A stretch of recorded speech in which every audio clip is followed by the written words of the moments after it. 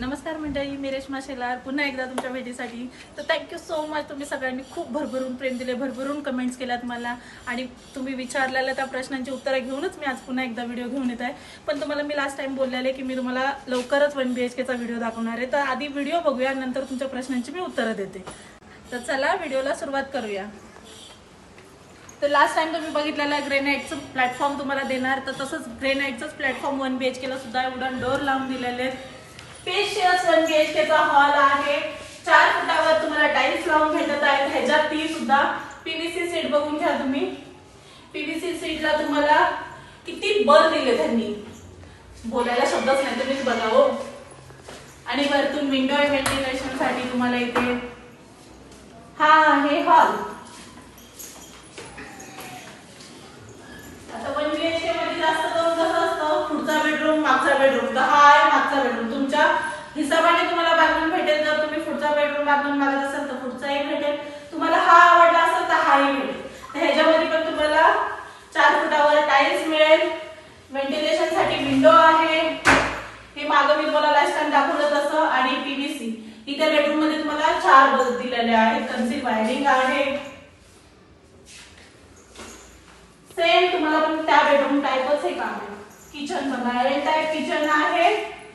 Kitchen मध्ये फुल tiles लावलेली आहे. वॉल टाइल्स आहे. तुम्हाला एल टाइप मध्ये ग्रीन मार्बल मध्ये म्हणजे ग्रेनाइट मध्ये तुम्हाला काम करून दिलेलं आहे. व्हेंटिलेशन साठी विंडो आहे. वरती एक कडप्पा लावून दिलेला आहे, ज्याच्यासाठी तुम्ही स्टोरेज काही ठेवू शकता. पाण्याची टाकी सुद्धा तुम्हाला वरती लावून दिली जाणार आहे 500 लिटरची. आणि सगळ्यात मेन, तुमचे क्वेश्चन भरपूर आहेत की ताई पाणी कसं आहे. तर पाणी तुम्हाला इथे संध्याकाळी 6 वाजता येतं, सकाळी 10 वाजता जातं. 24 तास नाहीये. मी तुम्हाला क्लिअर सांगते 24 तास नाहीये, कारण की मी स्वतः आहे इथे. संध्याकाळी 6 ला येतं, सकाळी 10 ला जातं. आणि वरतून तुम्हाला टाकी असल्यानंतर तेवढ्या टायमात टाकी खूप आहे. बाथरूम बघूया. बाथरूमचा हा डोर आहे. फुल टाइल्स आहे. कॉमन केलेला आहे. जर तुम्हाला वेस्टर्न पाहिजे असेल तर तोही भेटेल, पण जो केलाय त्याच्यात नाही, नवीन बांधून त्याच्यात भेटेल. तर चला आता तुम्हाला तुमच्या प्रश्नांची उत्तरं देते मी. जे तुमचे प्रश्न आहेत त्या प्रश्नांची उत्तरं देते. तर तुम्हाला मी लास्ट टाइम सांगितलेलं 2 BHK 12 लाखाला आहे. 1 BHK 9 लाखाला आहे. 1 RK 6 लाखाला आहे. 2 BHKचा एरिया राहणार आहे 500 स्क्वेअर फूट. 1 BHKचा एरिया राहणार आहे 375 स्क्वेअर फूट. आणि 1 RKचा एरिया राहणार आहे 250 स्क्वेअर फूट. तर आता ह्याच्यामध्ये तुम्हाला पेमेंट कसं करायचं तुमचे प्रश्न आहेत. तर ह्याच्यामध्ये 50% डाऊन पेमेंट तुम्हाला करायचं. जसं 1 RK तुम्हाला 6 लाखाला पडतोय, तर 6 लाखाच्या अर्ध्या अमाऊंट तुम्हाला 3 लाख पडते. तर ती जोपर्यंत तुम्ही अर्धी अमाऊंट देत नाही तोपर्यंत बिल्डर तुम्हाला चावी देणार नाहीये. जेव्हा तुम्ही अर्धी अमाऊंट पे करणार तिथनं पुढे तुमचं घर तुम्हाला जर हे तयार नसेल तर बांधून भेटणार.